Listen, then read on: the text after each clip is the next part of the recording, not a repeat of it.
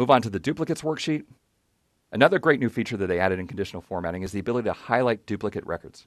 This time, rather than choosing the numbers, I want to look and see if we have any customers who bought from us twice. I'm going to hold down the Shift key, hit the End key, and then the down arrow key to select my customers. Go to conditional formatting, choose Highlight Cells Rules, and then choose Duplicate Values. There it is. Somehow, Superior Hardware managed to slip in here twice, as well as Fabulous Sandal Partners. Might be where someone keyed the account number wrong, or when they came back, we didn't realize that they were already an existing customer. In the past, you would have had to use COUNTIF or some other technique to discover these customers who were in there twice. Now, using conditional formatting and choosing Highlight Duplicates, it's very easy to visually see the customers that are a problem. Click OK to accept this effect. Now, if you had 5,000 customers and you had to go through and find them all, it would be rather frustrating. Another great new feature that they added is the ability to take these conditional formatting formats and sort them to the top. Superior Hardware Supply has the formatting. I'm going to right-click and choose Sort, put selected font color on top.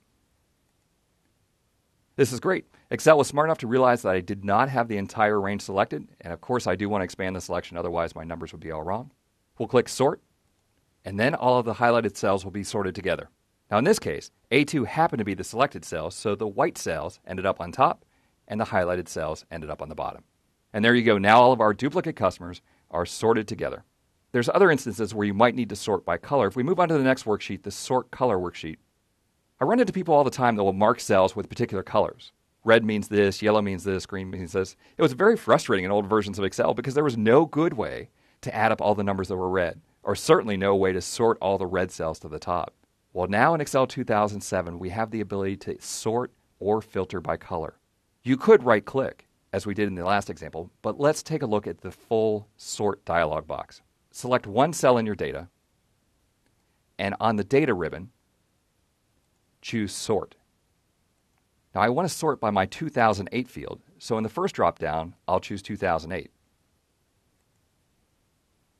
Sort on values means that we're going to sort just like we've sorted in the last 11 versions of Excel, but instead of sorting on values, I want to sort on color. Now, this is a tedious process. I have to choose which color I want on top. Do I want the green cells at the top or the red cells at the top? Let's put green cells on top. I'll choose green. I now have to go through and add new rules. Again, very tedious to add yellow and red, but they've given me a great new button called Copy Level. I have it set up to sort on 2008. I'll copy the level and say that I want to put yellow next, copy the level, and say that I want to put red last. Let me add a new rule and say that after I have all my 2008 highlights at the top, then I want to sort by 2007. Sort on cell color. Again, green on top, copy the level, choose yellow, copy the level, choose red. Now, if you remember Excel 2003, we were limited to only 3 rules. Well, this is great in Excel 2007. We can have far more rules, which really comes in handy when you need to sort by many colors. Here, I'm really only sorting by 2 columns, but I had to have 6 rules because of the different colors. Click OK, and there all of my green 2008 cells come to the top, then the yellow cells, and then the red cells. Once I get beyond any cells that have been highlighted for 2008, then Excel sorts the 2007 cells, green on top, yellow next, and red after that. Sorting by color is a great new feature. The sorting option also works when you filter your data. Let's go to the filter icon on the data ribbon, which will apply the filter drop-downs to the headings. From the 2007 heading, I can filter by color and say that I only want to see the red cells. Microsoft shows me just the cells that are formatted with a certain color. Fantastic new features, being able to sort by color or filter by color. Now back on our home ribbon, let's just take a quick look at conditional formatting.